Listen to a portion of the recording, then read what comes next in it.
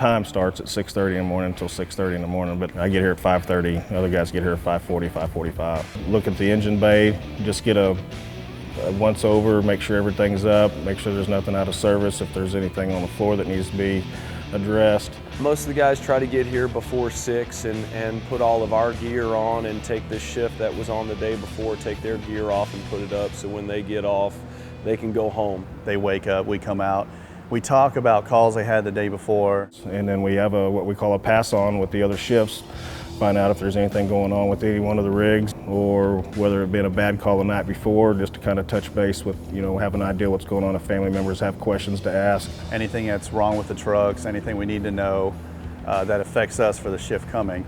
And then generally we'll kind of go from there and do our workout time.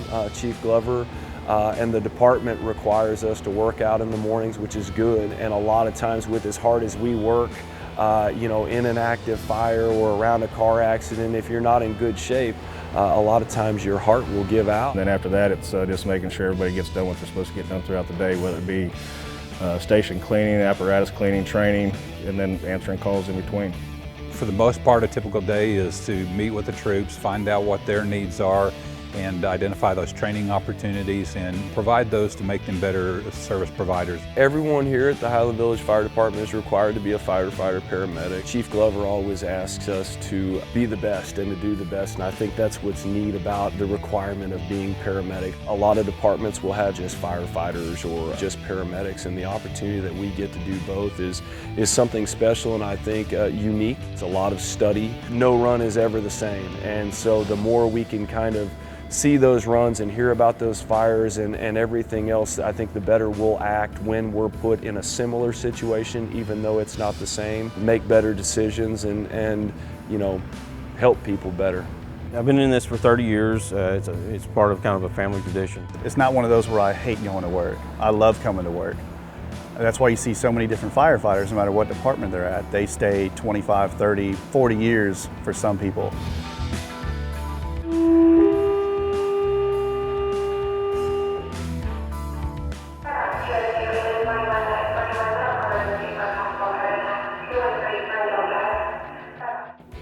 This is a time that generally is usually not a good day for somebody, and being able to be there and help them out during their need that's really what's drawn me and kept me in this business for that long.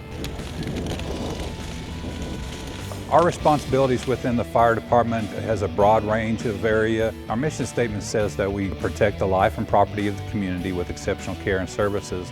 In administration, we're responsible for ensuring that our personnel have got all the resources, training, and education to meet that mission. Many people think, fire department, if it's burning, we're going.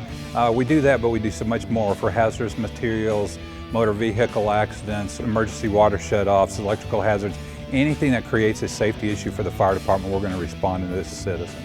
As a fire marshal, I go through and inspect all the businesses annually. We also inspect all the daycares and schools. When any new business comes into town, I look at the plans, I review them to make sure that they meet the fire code before they build the building, and then before they open to make sure that they're safe for the occupants and the public. One of our other focuses is being a fire-safe community, and really that involves us being proactive, getting out there, educating the community, public education, fire prevention tactics. Here at the department, we do teach CPR classes. If you want to sign up, you can just call up to the fire department or call administration. They can get you signed up. The classes are taught by off-duty firefighters here.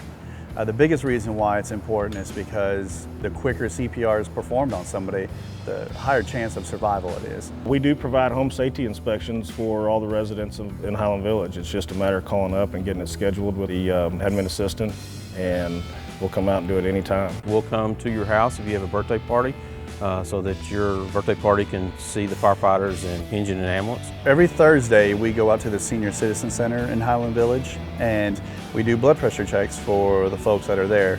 And what we do is we check their blood pressures, we check their pulses, so we can watch any kind of change that they have in blood pressure, see if it's getting worse, if it's getting better. If it looks like it's getting worse, we usually tell them they need to go to the doctor. If it's something that's grossly out of whack, we take them to the hospital. So with the Vial of Life program, what it is you can call up here.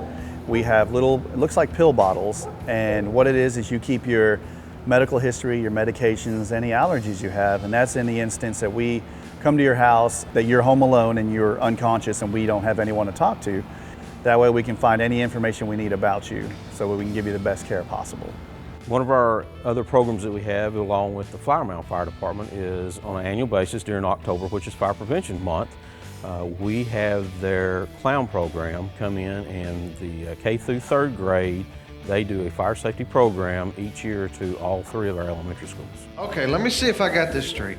My clothes catch on fire, I stop, I drop to the ground. I cover my face with my hands and I roll over and over until the fire goes out.